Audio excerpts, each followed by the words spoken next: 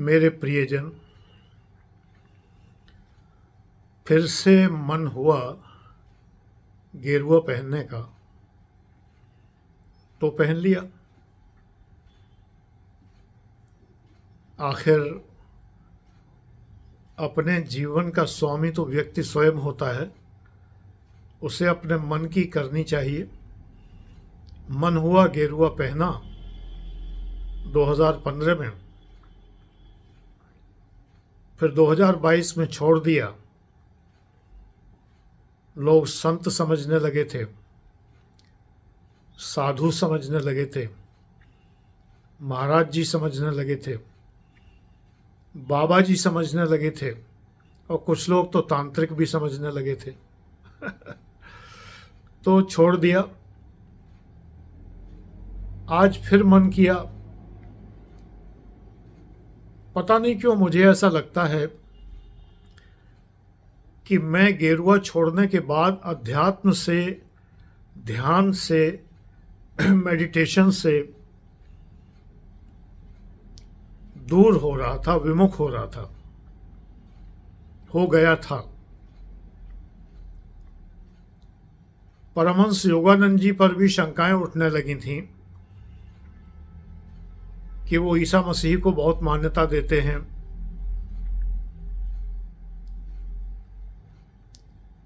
वो शंका अभी समाधान नहीं हुई है। कुछ महीने आश्रम में सत्संग करूंगा, शंकाओं का समाधान करूंगा, प्रश्न पूछूंगा। द्वैताद्वैत, विशिष्टाद्वैत, द्वैत और अद्वैत फिर से पढ़ूंगा, क्योंकि परमहंस योगानंद जी अद्वैतवादी हैं और मैं द्वैतवादी हूं। इसलिए उनकी बातों को मैं सहज ही ग्रहण नहीं कर पा रहा। लेकिन मुझे उनकी बातें पढ़कर बड़ी शांति मिलती है, बहुत अच्छा लगता है। उनकी जो आत्मकथा है, एक योगी की आत्मकथा, मैंने कई बार पढ़ी है, एक बार और पढ़ रहा हूँ। उनकी बहुत सी पुस्तकें मेरे पास हैं, हार्ड कॉपी, सॉफ्ट कॉपी में। फिलहाल तो सॉफ्ट कॉपी ही पढ़ता हूँ। तो Shrimad Bhagavad Gita, God talks to Arjun, वो फिर से पढ़नी शुरू कर दी है। पूरी पढ़ी नहीं थी मैंने, कुल 106 पेज पढ़े थे और छोड़ दी थी पढ़नी। तो शुरू से फिर से पढ़ रहा हूँ। मन कर रहा है कि अब ये आयु 70 वर्ष प्लस हो जाऊंगा। अभी तो 70 के थोड़ा पहले हूँ, 70वां वर्ष है ये। 70 के बाद जीवन में बदलाव आना चाहिए। उस बदलाव के लिए अपने को तैयार कर रहा हूँ। 60 वर्ष के बर्थडे पर, जन्मदिन पर, मैंने आंशिक संन्यास लिया था और छात्रों का एक सम्मेलन करके बर्थडे को बुलाया था उन्हें, और उन सबसे ये रिक्वेस्ट की थी, आदेश नहीं रिक्वेस्ट की थी, कि अब मैं उनसे नहीं मिलूंगा। ऑनलाइन तो मिलता रहूंगा, व्हाट्सएप पर मिलूंगा, फेसबुक पर मिलूंगा, लेकिन आमने सामने नहीं मिलूंगा। बच्चों ने मेरी बात का मान रखा और उन्होंने मिलने की जिद नहीं की। 2-4 ने की, उन्हें मना कर दिया। अननोन पर्सन से मैं वैसे भी नहीं मिलता। वेल नोन छात्रों ने भी ये सहयोग किया कि उन्होंने मिलने की जिद नहीं की। अब मैं फिर से गेरुआ वस्त्र पहनकर प्रयास करूंगा कि मैं परिवारजनों के अतिरिक्त अन्य लोगों से संपर्क न रखूं, व्यक्तिगत संपर्क न रखूं। आना जाना, मिलना जुलना, ये संपर्क न रखूं। कठिनाई होती है। गुरुजी ने कहा है, परमहंस योगानंद जी ने, कि ऊर्जा का क्षय होता है, ऊर्जा संचित कीजिए। जब मैंने दीक्षा तो मैंने नहीं ली, हमारे परिवार में वंश में दीक्षा नहीं लेते हैं, दीक्षित हैं हम लोग, तो दीक्षा नहीं लेते हैं। उन्हें फॉलो करता हूँ, उन्हें पढ़ता हूँ, उनके आश्रम में जाता रहा हूँ, सत्संग करता रहा हूँ।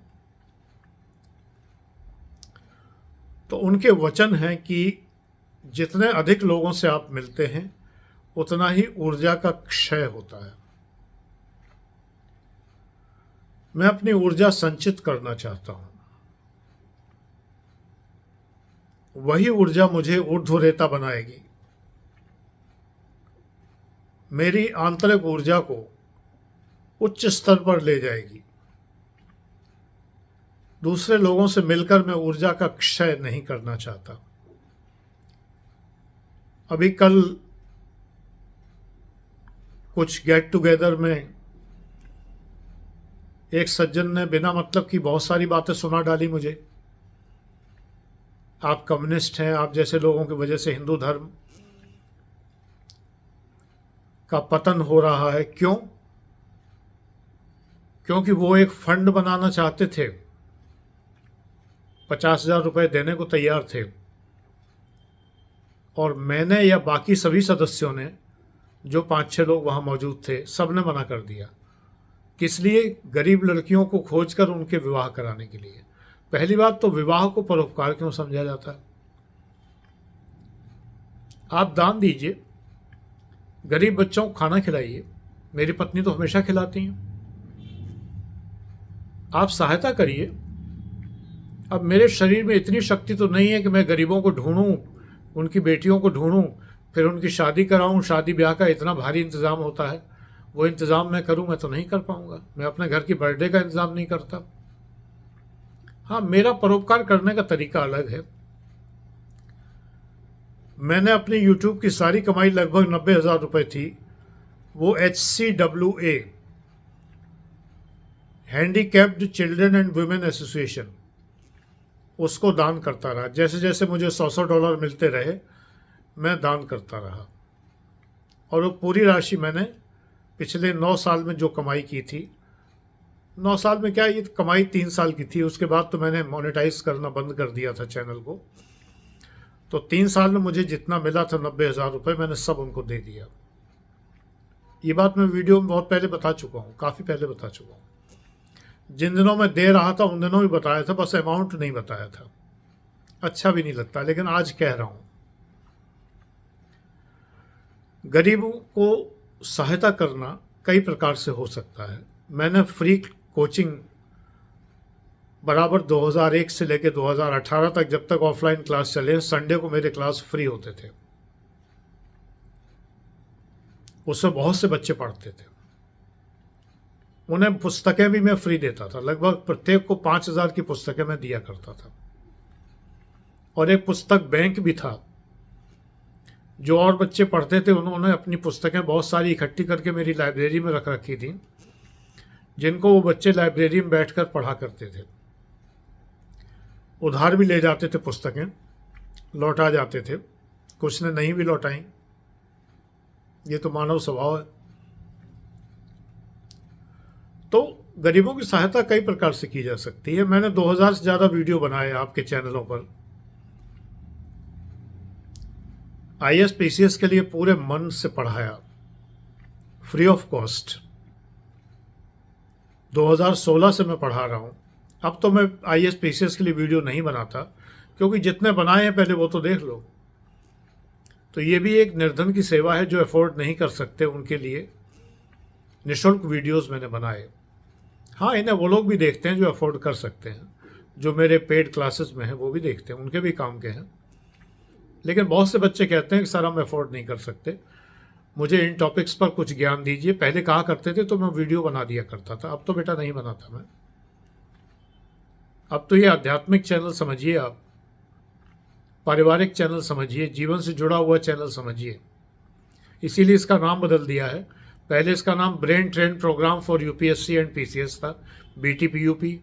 फिर उसके बाद सिवाग IAS हुआ, इसका नाम Shikhar IAS virtual academy Ghaziabad, सिवाग IAS। और अब इसका नाम डॉक्टर आनंद प्रदीक्षित रिटायर्ड AC है, आगे भी बदल सकता है कुछ और नाम।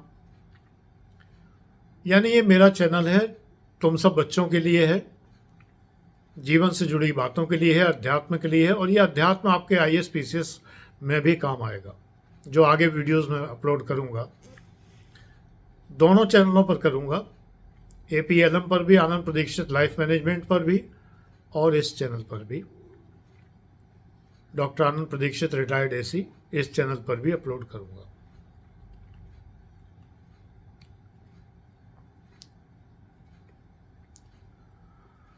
तो फिर से गेरुआ पहनने की इच्छा हुई। तुम सब बच्चों ने बड़ी प्रसन्नता जाहिर की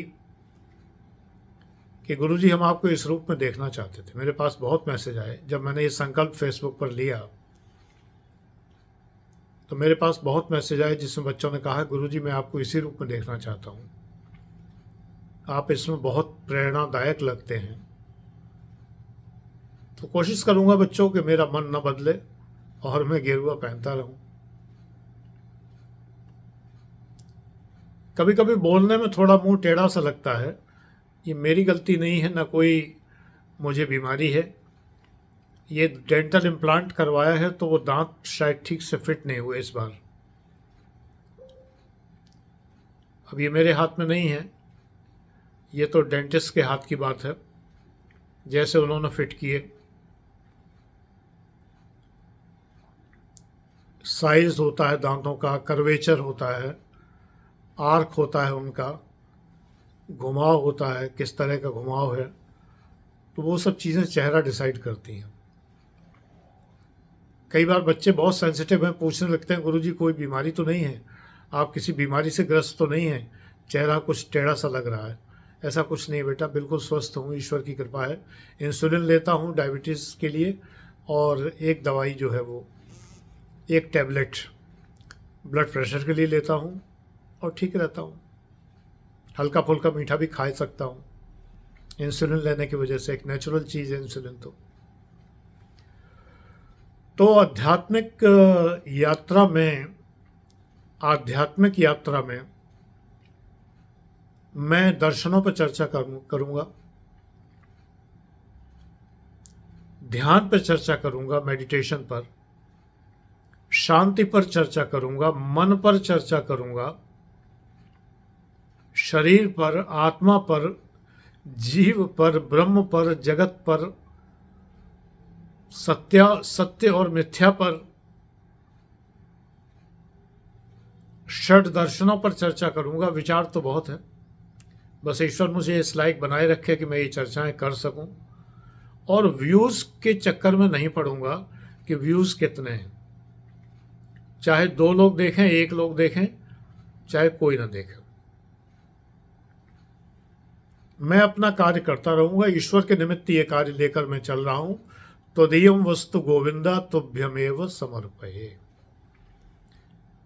तेरा तुझको अर्पण क्या लागे मेरा। ये वीडियोस ईश्वर आपके लिए हैं, जो बच्चे देखना चाहेंगे उनको लाभ ज़रूर होगा, ये तय बात है।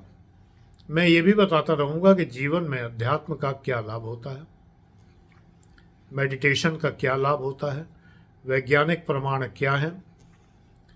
और मेरा जो मुख्य स्रोत रहेगा वो परमहंस योगानंद जी, ओशो, कृष्णमूर्ति,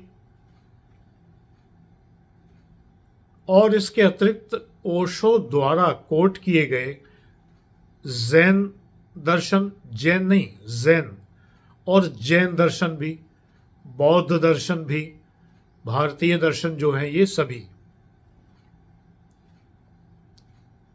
इनका मैटर मुझे जहां से मिलेगा उस ऑथेंटिक सोर्स को पढ़कर ही मैं वीडियोस आपको दूंगा।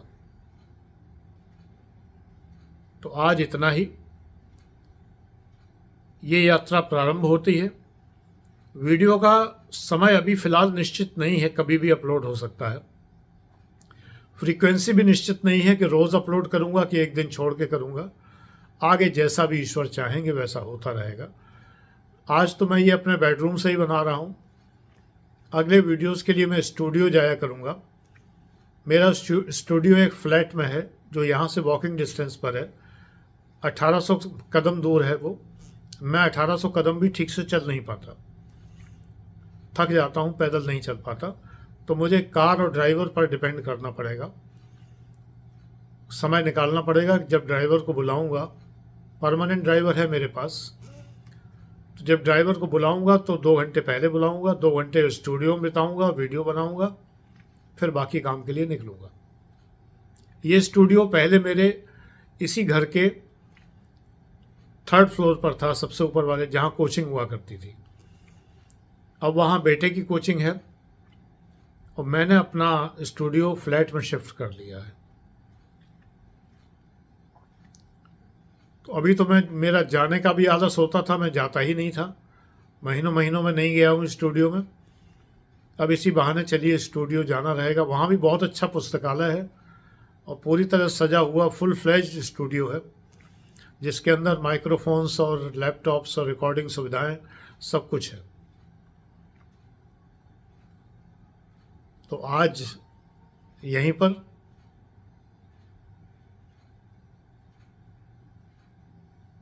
आपकी जय हो, विजय हो। आप कभी पराजय का मुंह न देखें। और अब मेरा वीडियोस में संबोधन हुआ करेगा, मेरे प्रियजन, प्रियजन। तो आप मेरे प्रियजन हैं, आपके लिए ये वीडियो समर्पित है। अगर सब्सक्राइब ना किया हो तो सब्सक्राइब कर लें चैनल। कमेंट ज़रूर करें कुछ ना कुछ, और अपनी रिक्वायरमेंट ज़रूर लिखा करें कि गुरुजी मैं इस विषय पर वीडियो चाहता हूँ। विषय है धर्म, अध्यात्म, योग, ध्यान, मेडिटेशन, दर्शन, ये सब विषय हैं। ये सब यूपी PCS और UPSC में काम के भी हैं। Thank you.